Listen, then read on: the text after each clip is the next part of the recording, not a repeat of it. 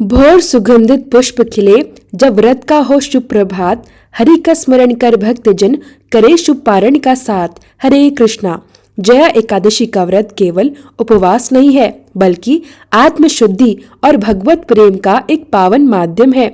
जब हम सच्चे मन से भगवान का स्मरण करते हैं और धर्म के अनुसार आचरण करते हैं, तब यह व्रत हमें मोक्ष की ओर अग्रसर करता है। इसलिए श्रद्धा, भक्ति और नियमों का पालन करते हुए व्रत का समापन करना चाहिए, यानी कि व्रत का पारण करना चाहिए और भगवान विष्णु की कृपा प्राप्त करनी चाहिए।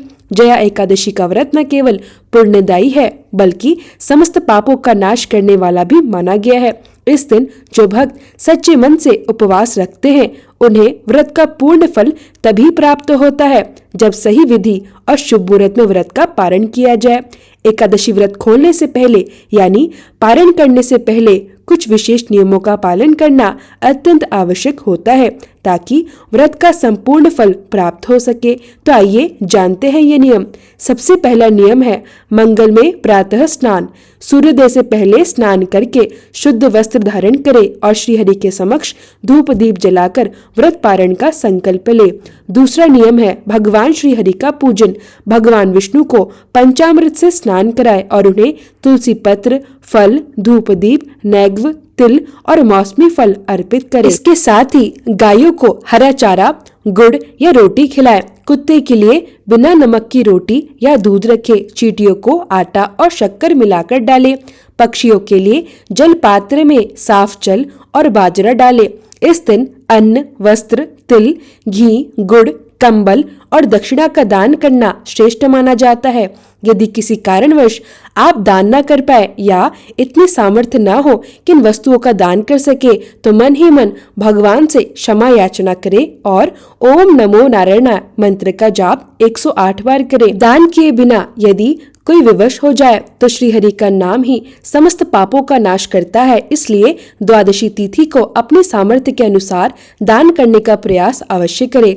जिनकी सामर्थ्य बिल्कुल भी कुछ दान करने की ना हो, वे केवल भगवान का नाम भी ले सकते हैं। व्रत खोलते समय इस बात का विशेष ध्यान रखें कि पहला आहार यानी प्रसाद ग्रहण करते समय तुलसी मिश्रित जल हो या फिर दूध में तुलसी का पत्ता डालकर व्रत का पारण करें। इसके बाद सात्विक भोजन करें, जैसे फल, मूंग की दाल की खिचड़ी, गाय के दूध से बनी खीर या फलहारी व्यंजन। इसके पश्चात आप बिना लहसुन प्याज का साधारण भोजन भी ग्रहण कर सकते हैं।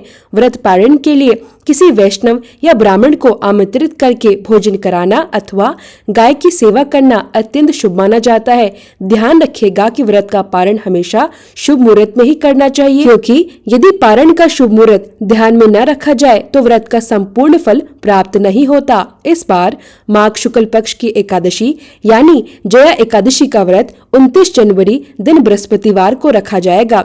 द्वादशी तिथि प्रारंभ होगी 29 जनवरी बृहस्पतिवार दोपहर 1:55 से। इसी के साथ हरिवासर का समय शुरू हो जाएगा। द्वादशी तिथि का समापन होगा 30 जनवरी शुक्रवार सुबह 11:09 पर। 30 जनवरी शुक्रवार को द्वादशी तिथि के दिन सूर्योदय होगा सुबह 7:10 पर और सूर्यास्त होगा शाम 5:59 पर। ब्रह्म मुहूर्त का समय रहेगा सुबह 5:25 से 6:18 तक। इस समय स्नान, ध्यान, जप और पूजा का करना अत्यंत शुभ माना गया है। प्रातःकाल पूजा का सबसे शुभ मुहूर्त रहेगा सुबह 5:51 से 7:10 तक। अभिजीत मुहूर्त दोपहर 12:13 से 12:56 तक रहेगा। अमृत काल रहेगा शाम 6:18 से 7:46 तक।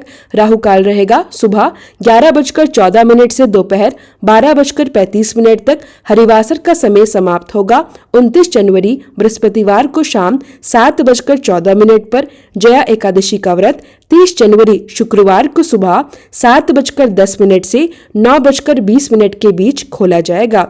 वैसे तो व्रत खोलने के लिए सुबह का समय ही सबसे उत्तम माना गया है। यदि किसी कारणवश आप इस समय व्रत न खोल पाए तो दोपहर 1 बजे से 3 बजे के बीच भी आप व्रत का पारण कर सकते हैं। माघ का महीना होने के कारण इस पूरे महीने विशेषकर शुभ तिथियों में, जिनमें एकादशी तिथि भी शामिल है, तिल का प्रयोग अवश्य करना चाहिए। तिल हवन में प्रयोग कर सकते हैं, भगवान विष्णु को अर्पित कर सकते हैं या सफेद तिलों का दान भी कर सकते हैं। एकादशी व्रत वर्ष में कुल 24 होते हैं और इन 24 एकादशियों में भगवान विष्णु को 24 प्रकार के भोग अर्पित किए जाते हैं। हर महीने के कृष्ण और शुक्ल पक्ष की एकादशी में विशेष भोग समर्पित किया जाता है।